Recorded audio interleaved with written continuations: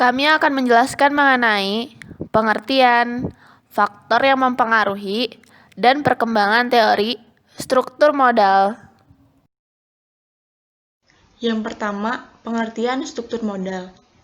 Halim berpendapat bahwa struktur modal adalah pertimbangan jumlah hutang jangka pendek yang bersifat tetap, hutang jangka panjang, saham preferen, dan saham biasa. Dalam teori struktur modal, menyatakan bahwa perubahan struktur modal yang berpengaruh atau tidak terhadap nilai perusahaan dengan asumsi keputusan investasi dan kebijakan dividen tidak berubah. Apabila ada pengaruhnya, berarti struktur modal yang terbaik. Tetapi, jika tidak ada pengaruhnya, maka tidak ada struktur modal yang terbaik.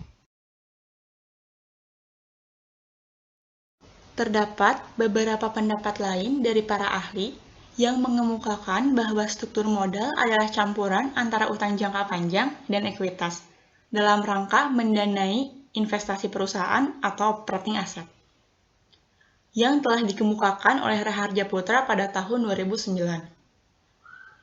Sedangkan menurut Sawir pada tahun 2008, mengemukakan bahwa struktur modal adalah pendanaan permanen yang terdiri dari utang jangka panjang, saham preferen, dan modal pemegang saham.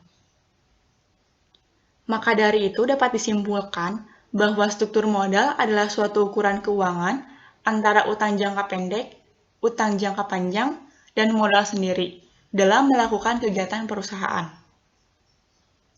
Struktur modal dapat menjadi masalah yang penting untuk perusahaan, karena baik atau buruknya struktur modal akan berpengaruh langsung pada posisi finansial perusahaan.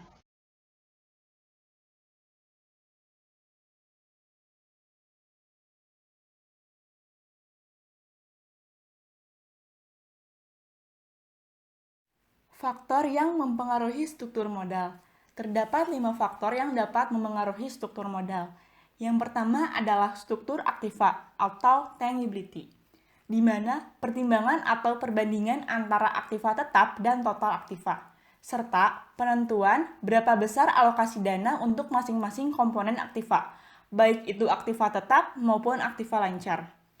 Yang kedua adalah growth opportunity, di mana penggabungan hubungan negatif dengan leverage.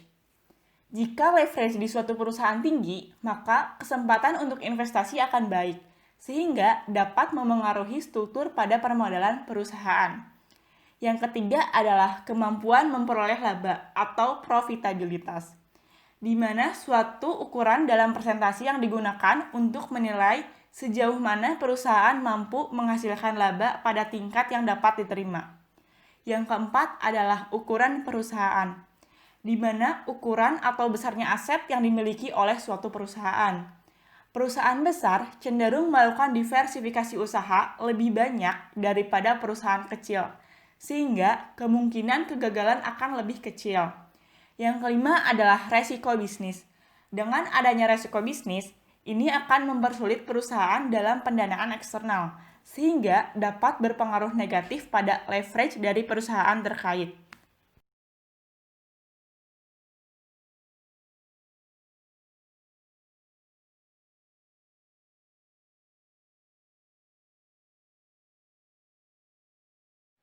Perkembangan teori struktur modal.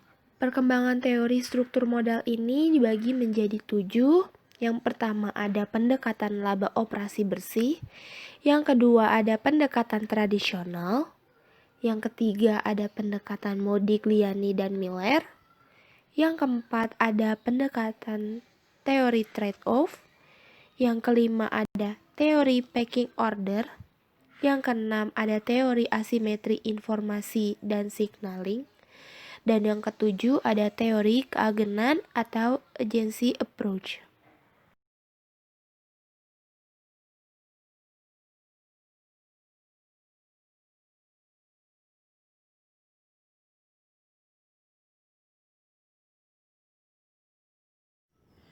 Pendekatan laba operasi bersih. Pendekatan laba operasi bersih ini dikemukakan oleh David Duren pada tahun 1952. Pendekatan ini mengasumsikan bahwa investor memiliki reaksi yang berbeda terhadap penggunaan utang perusahaan. Biaya modal rata-rata berimbang dan bersifat konstan berapapun tingkat utang yang digunakan oleh perusahaan.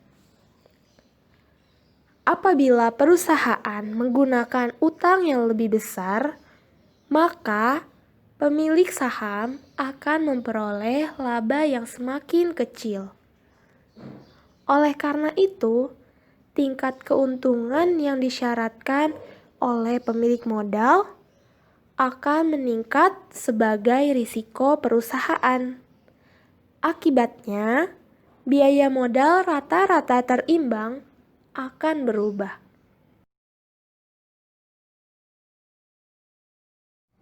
Pendekatan tradisional. Pendekatan tradisional ini mengasumsikan terjadinya perubahan struktur modal yang optimal dan peningkatan nilai total perusahaan melalui penggunaan financial leverage. Financial leverage ini diperoleh melalui utang dibagi dengan modal sendiri. Dengan menggunakan pendekatan tradisional, dapat diperoleh struktur modal yang optimal. Struktur modal yang optimal ini merupakan struktur modal yang memberikan biaya modal keseluruhan yang terendah dan memberikan harga saham yang tertinggi. Hal ini disebabkan karena adanya perubahan tingkat kapitalisasi perusahaan. Pendekatan Modigliani dan Miller. Pendekatan ini berpendapat bahwa struktur modal tidak akan mempengaruhi perusahaan. Pendekatan ini memiliki dua teori. Yang pertama ada teori Modigliani dan Miller tanpa pajak. Yang kedua ada teori Modigliani dan Miller dengan pajak. Untuk teori Modigliani dan Miller tanpa pajak ini mengasumsikan beberapa poin, diantaranya yang pertama ada tidak adanya agency cost, pajak, dan biaya kebangkrutan. Yang kedua, investor dapat berhutang sesuai dengan tingkat suku bunga perusahaan. Serta, investor juga memiliki informasi yang sama dengan manajemen terkait prospek perusahaan ke depannya. Yang ketiga, EBIT tidak dipengaruhi penggunaan dari hutang. Yang keempat, para investor adalah price takers. Yang kelima, apabila perusahaan mengalami kebangkrutan, maka aset dapat dijual pada harga pasar atau market value. Teori Modigliani dan Miller tanpa pajak ini memiliki beberapa preposisi. Yang pertama ada preposisi 1, yaitu nilai dari perusahaan yang berhutang akan sama dengan nilai dari perusahaan yang tidak berhutang. Preposisi kedua, yaitu biaya modal saham akan meningkat apabila perusahaan melakukan atau mencari pinjaman dari pihak luar. Risk of the equity bergantung pada resiko dari operasional perusahaan atau business risk dan tingkat hutang perusahaan atau financial risk.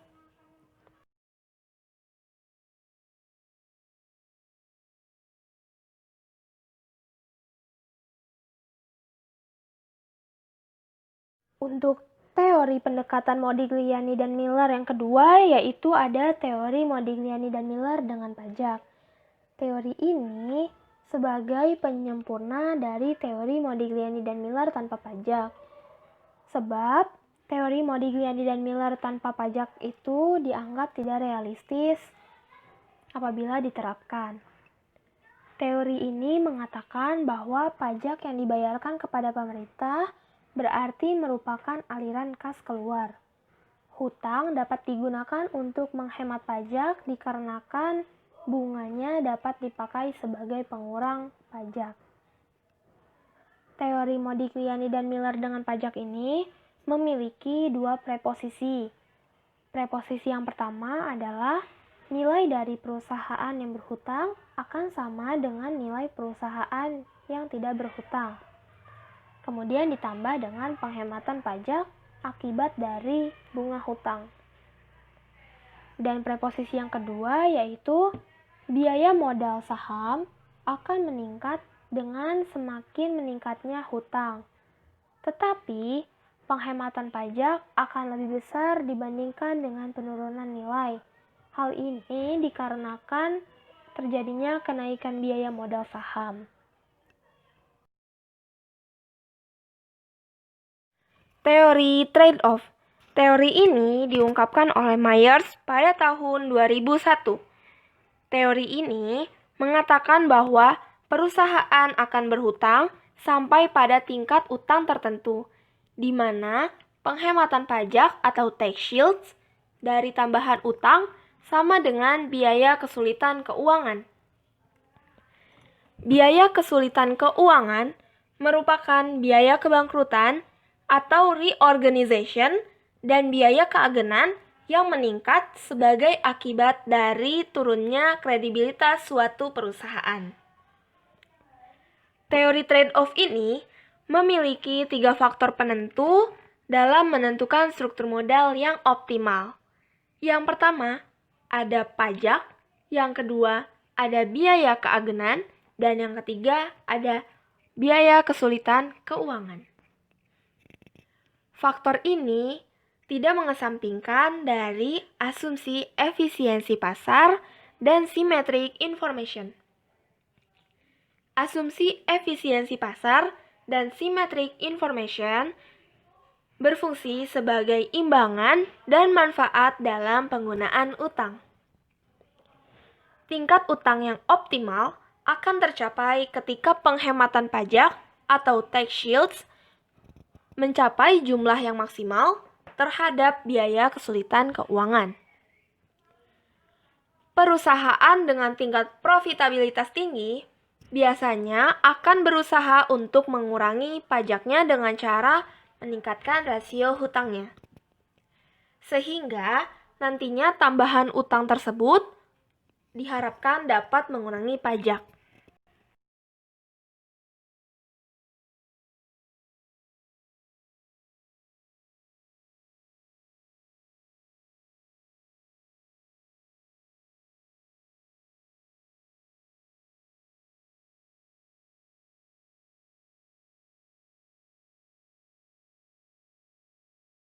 Selanjutnya adalah teori pecking order. Teori ini dikemukakan oleh Donaldson pada tahun 1984, kemudian disempurnakan kembali oleh Myers dan Maglove. Dalam teori pecking order, perusahaan cenderung mencari sumber pendanaan yang minim resiko. Tidak ada struktur modal yang optimal dalam teori ini, karena pemilihan pendanaan didasarkan pada urutan preferensi risiko. Setidaknya, terdapat 3 sumber pendanaan jangka panjang yang dapat diambil oleh perusahaan. Yang pertama, laba ditahan, yang kedua utang, dan yang ketiga adalah ekuitas.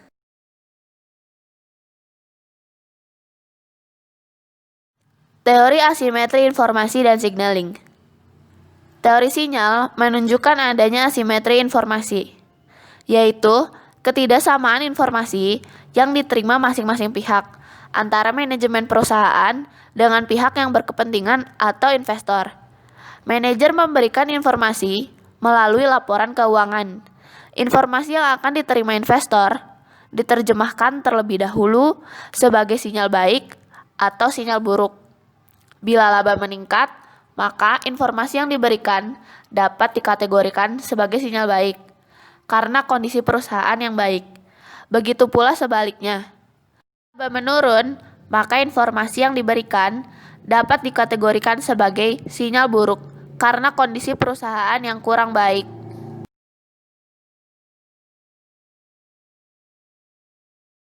Dan yang terakhir adalah teori keagenan atau teori agensi. Teori ini menjelaskan mengenai hubungan antara prinsipal, yaitu pemegang saham, dan agen, yaitu manajer yang dikontrak. Menurut Jensen dan Making pada tahun 1976 yang menyatakan bahwa teori keagenan merupakan teori ketidaksamaan kepentingan antara prinsipal dan agen. Messier mengatakan Dalam hubungan keagenan ini dapat mengakibatkan dua permasalahan, yaitu yang pertama, terjadinya informasi asimetri, di mana manajemen secara umum memiliki lebih banyak informasi mengenai posisi keuangan yang sebenarnya dan posisi entitas dari pemilik. Dan yang kedua, terjadinya konflik kepentingan atau conflict of interest akibat ketidaksamaan tujuan di mana manajemen tidak selalu bertindak sesuai dengan kepentingan pemilik. Hubungan keagenan dapat menimbulkan masalah pada saat pihak-pihak yang bersangkutan mempunyai tujuan yang berbeda. Potensi konflik akan muncul apabila manajer perusahaan memiliki kurang dari 100% saham biasa yang mendorong manajer untuk memaksimalkan keuntungannya sendiri. Hal ini dapat terjadi karena adanya pemisahan kekuasaan antara fungsi pengelolaan dan fungsi kepemilikan. Bila manajer melakukan kesalahan dalam pengambilan keputusan, maka para pemegang saham yang akan menerima dampaknya, seperti tingkat pengembalian dividen yang menurun. Teori ini muncul untuk menjawab masalah keagenan yang terjadi bila kedua belah pihak saling bekerja sama, memiliki tujuan dan pembagian kerja yang berbeda. Salah satu cara efektif dalam mengurangi konflik agar mencapai tujuan perusahaan diperlukan mekanisme peraturan yang efektif dalam kegiatan operasional.